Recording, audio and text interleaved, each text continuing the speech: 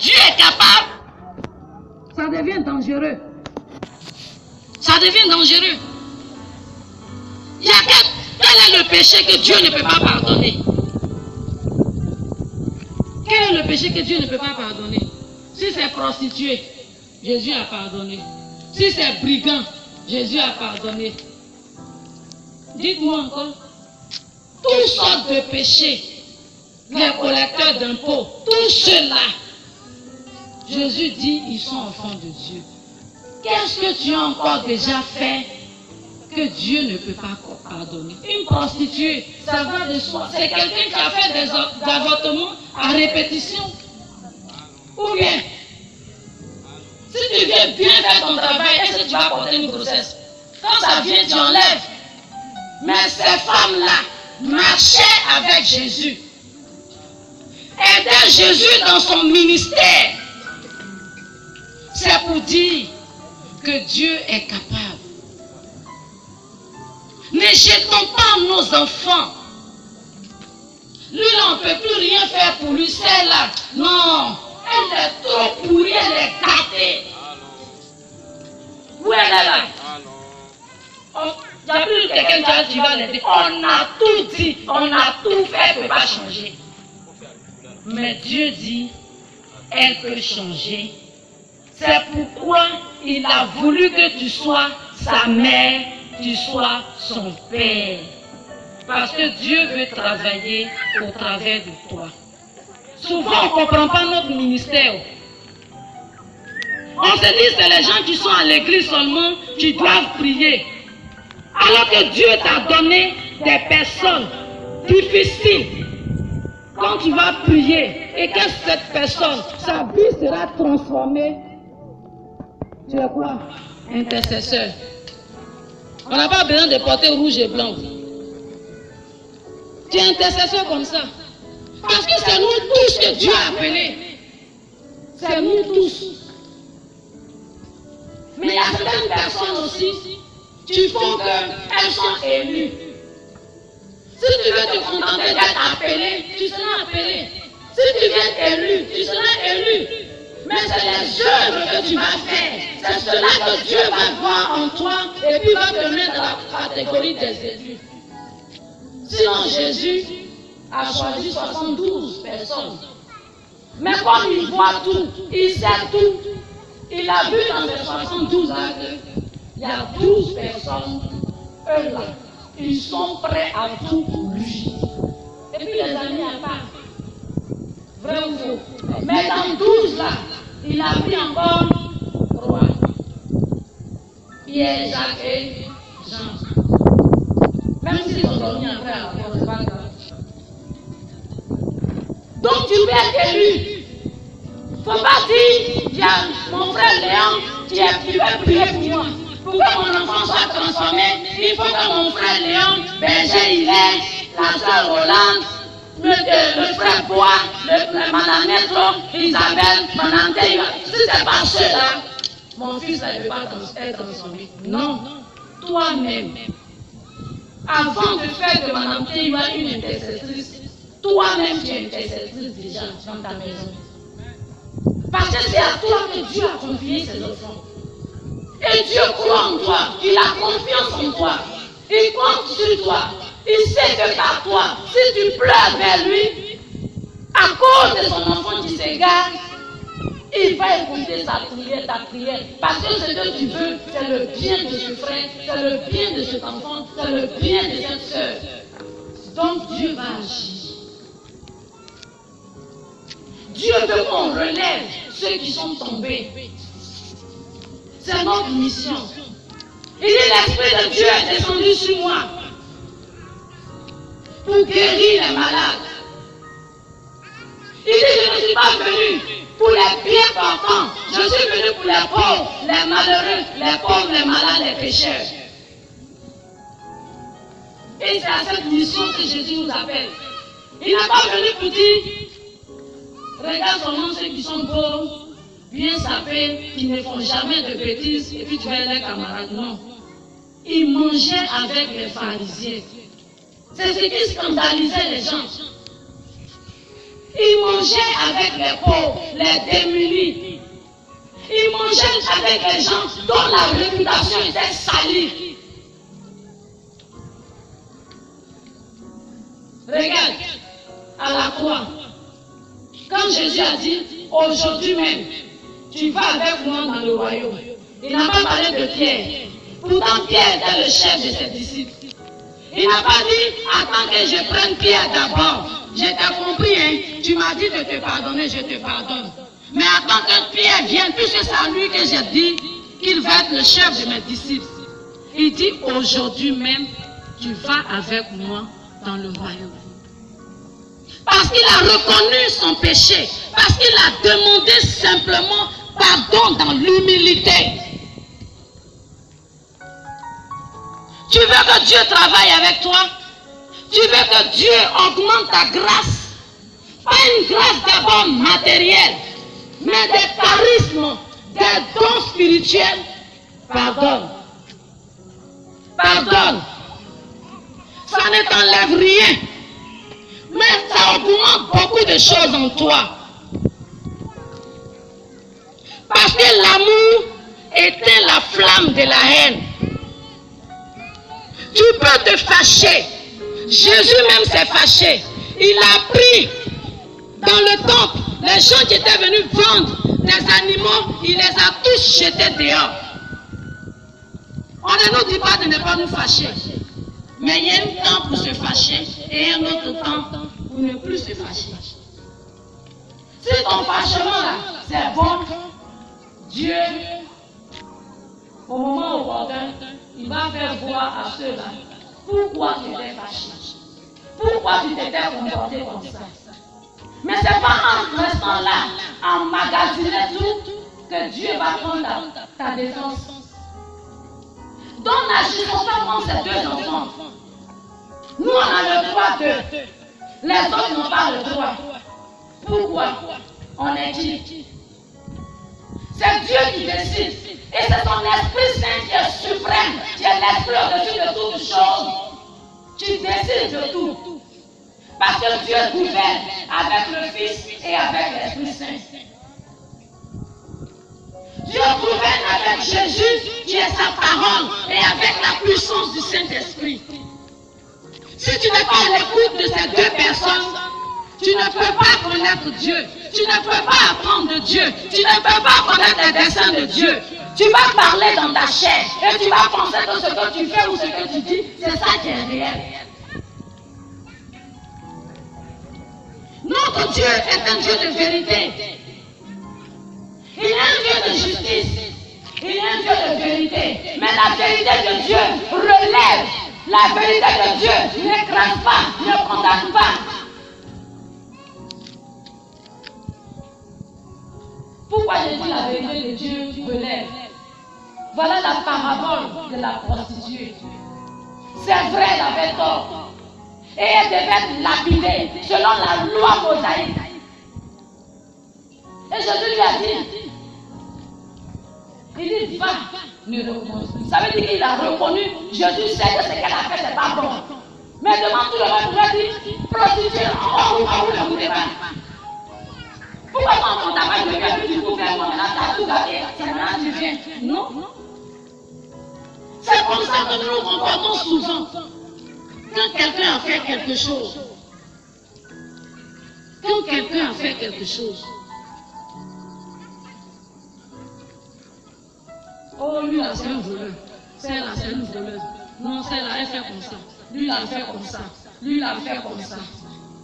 C'est bien beau de dire. Mais quelle est la façon de dire? Est-ce que la manière dont tu dis ta vérité humilie ou relève? Est-ce que ça humilie l'autre ou est-ce que ça le relève? Voilà. Sinon, quand on dit celui qui est vérité là, c'est Dieu. Un homme ne peut pas être vérité, c'est Dieu qui est vérité. Mais cette vérité doit relever, cette vérité doit guérir, cette vérité doit restaurer. Et ce soir, je parle à ton cœur. Que Dieu touche ton cœur. Il dit, voici, je me tiens à la porte de ton cœur, je frappe. Si tu entends ma voix, si tu m'ouvres, je rentrerai. Et ce soir, Jésus veut rentrer dans ton cœur. Alléluia. Je sais que tu as été humilié. Je sais que tu as été blessé. Je sais que des gens t'ont détruit. Ils ont brisé ta dignité d'enfant de Dieu. Ils t'ont rabaissé. Mais Dieu veut te relever ce soir. Parce qu'il a un plan pour toi. Il a un plan d'amour pour toi. Il veut te mettre ce manteau. Il veut te mettre cet anneau. Il veut te mettre ces sandales pour que tu aies le zèle de servir dans sa maison. Alléluia. Le zèle de la liberté d'enfant de Dieu. Amen. Il ne veut plus que tu sois esclave, mais que tu sois un homme libre, une Alléluia. femme libre, capable de prononcer, oui, ses commandements, capable d'annoncer sa parole avec puissance.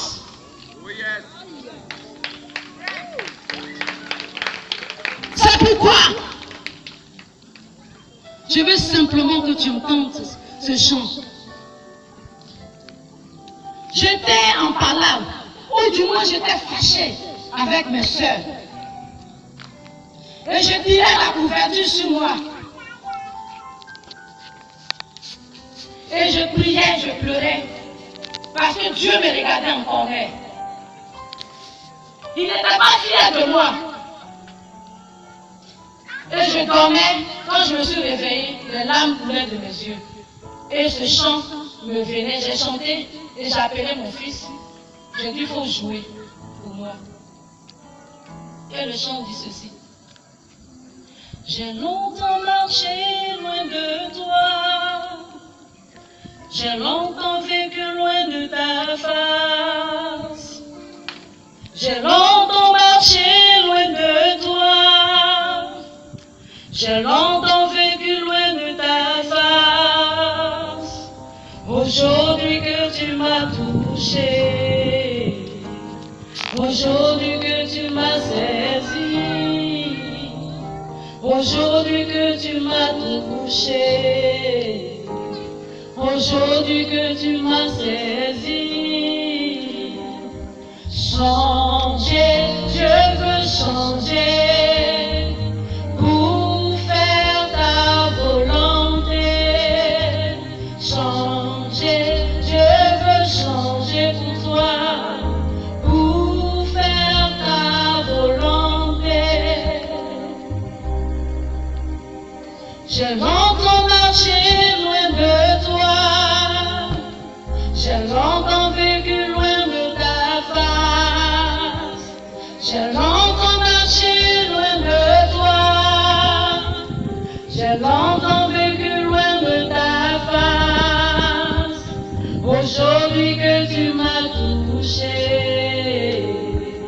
aujourd'hui que tu m'as saisi, aujourd'hui que tu m'as touché,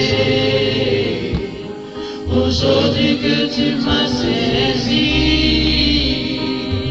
Changer, je veux changer pour faire ta volonté. Changer, je veux changer pour faire ta volonté. Je sais que tu es dans la même place que moi. Tu as longtemps marché loin de la face de Dieu. Tu as longtemps vécu loin de lui. Mais aujourd'hui, tu as pris une décision capitale. Parce que tu as reconnu qu'à part Dieu, tu n'as pas une autre personne. À part Dieu, tu n'as personne dans ta vie. C'est Dieu seul qui te donne la force. Si on parle de toi, c'est à cause de Dieu. Sinon, tu n'as aucun bien, tu n'as aucune richesse. Et moi qui j'ai suivi, si on parle de moi aujourd'hui, ceux qui le connaissent savent que je n'ai rien. Mais quand je marche sur lui dans ta vie, c'est parce que quelque part, Jésus ne regarde pas la faiblesse que je porte, mais il regarde la famille que je suis disposée à te servir. Alléluia. Qui suis-je pour ne pas pardonner? Qui suis-je pour ne pas dire à Dieu que je veux faire ta volonté? Je sais que tu es dans cette même position que moi. C'est pourquoi tu vas lever ta main. Tu vas lever ta main pour dire à Dieu, je veux changer. Dieu, je veux faire ta volonté. Je veux prendre cette décision de changer. Je vais prendre cette décision pour pardonner. Je vais pardonner pour faire ta volonté. Parce que je veux être libre, Seigneur, de proclamer ton nom. Je ne veux pas avoir de haine ni de rancune dans mon cœur. Je veux être libre pour t'annoncer. Et si je regarde mon frère, ma soeur, que je lui dis je t'aime, il faut que mon frère sache que c'est vraiment sincère. Que je ne mens pas, c'est la réalité. Commence à dire à Dieu, je veux changer. Oh Dieu, regarde les enfants. Oh Dieu, regarde la vie. Oh Dieu, regarde la vie de chacun de tes enfants ici présents. Regarde les blessures de leur cœur. Regarde les blessures de leur âme. Mais ce soir, à cause de l'amour qu'ils ont pour toi, ils ont décidé de changer pour faire ta volonté. Pour faire ta volonté, Seigneur. Je vais changer pour faire ta volonté. Car je trouve la joie en te servant, oh mon Jésus. Sans toi, je ne suis rien, papa. Oh, il y a 3 personnes qui viennent de prendre cette décision. La décision de libérer leur cœur totalement pour goûter à la joie de Dieu. Nous n'avons pas assez de temps. Ces personnes vont avancer. Tu as dit, je veux purifier mon cœur. Je veux pardonner parce que je veux avancer. Parce que je veux faire ta volonté, Seigneur. Je ne veux plus me charger l'âme ni le cœur. Pardonnez, avancez. C'est Dieu qui vous connaît.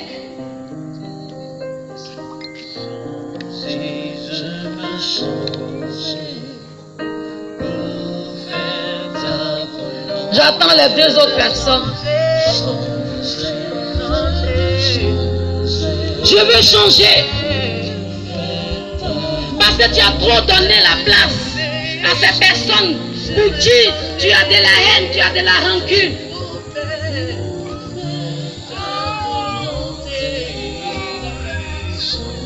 Je veux inviter mes soeurs de l'intercession de venir me rejoindre, prier pour mes soeurs et mes frères. Oui, Seigneur, tu es notre Dieu. Et tu es fort, oh Jésus. Oui, il y a parmi nous certaines personnes qui se sont dit, Seigneur, je sais que mon passé n'est pas glorieux. Je sais que j'ai fait beaucoup de mal. Je sais que par mon comportement, en tant que Père, en tant que Dieu, tu n'es pas content de moi. Mais aie pitié de moi, Jésus. Aie pitié de moi. Parce que je vais goûter à la joie du mariage, moi aussi. Je vais goûter à la joie de l'enfantement. Le Seigneur t'appelle. Tu te lèves simplement et tu avances.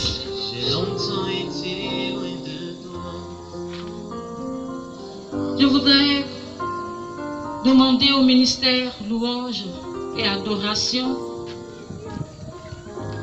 de chanter ce chant. Quand je